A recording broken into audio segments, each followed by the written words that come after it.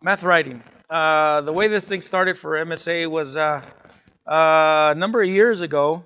We're asked by Española schools, say, why don't you develop something in math writing? Because that's what's required with the New Mexico standard-based assessment. There are open-ended questions, short answer questions in there, and our kids have to answer these things, and they're having difficulty, and the teachers are having some difficulty, struggling with how to do this. So what I did was I approached it like an English teacher at first, actually, you know.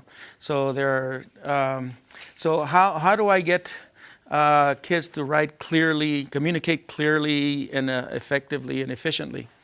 And so that's the way I approached it. And then, well, that didn't work so well.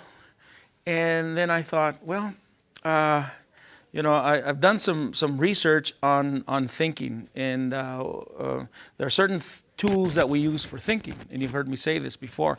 And I say it, and it's the acronym that I use is IC Flip.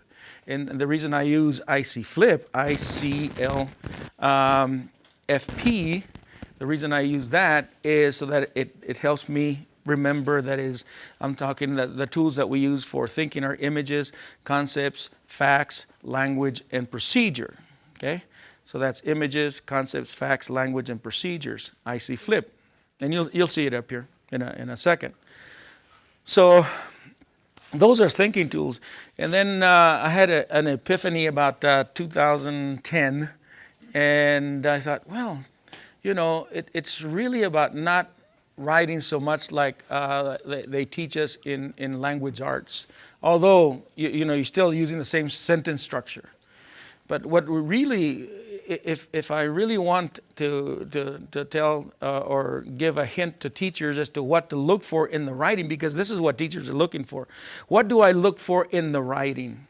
So most teachers will look for the procedure, because that's what we're familiar with, isn't it? First step, second step, first I did this, okay.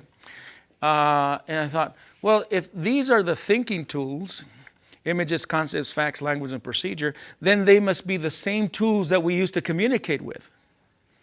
You see? We use those very same tools to communicate with, because what is our thinking? Our thinking is a way to solving problems, but it's also a way to communicate what is internal, because thinking is internal. Okay? And for me, teaching is teaching somebody how to think. Not so much teaching somebody how to get a better score on your achievement test or on the PARCC or the SBA.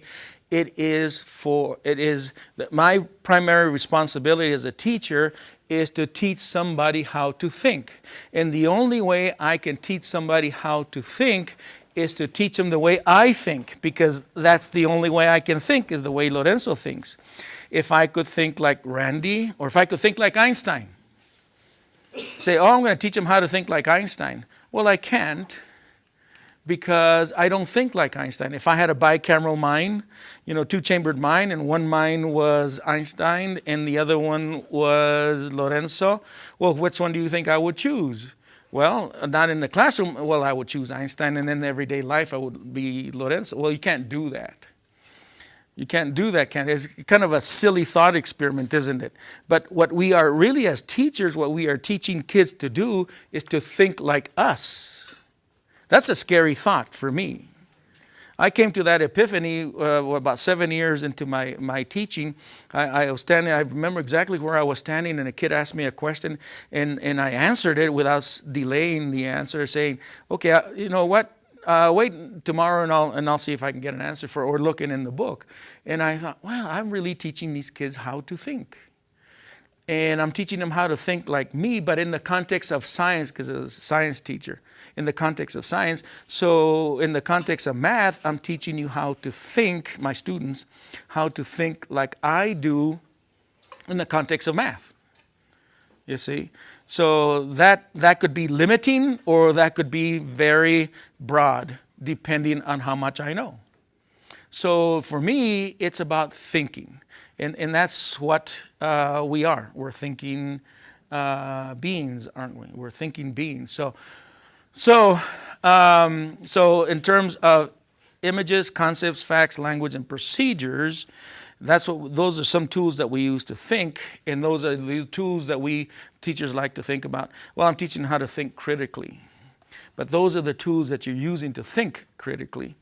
And then, so then you use those same tools, images, concepts, facts, language, and procedures, to be able to communicate that mathematical thinking. So that's what it's all about today.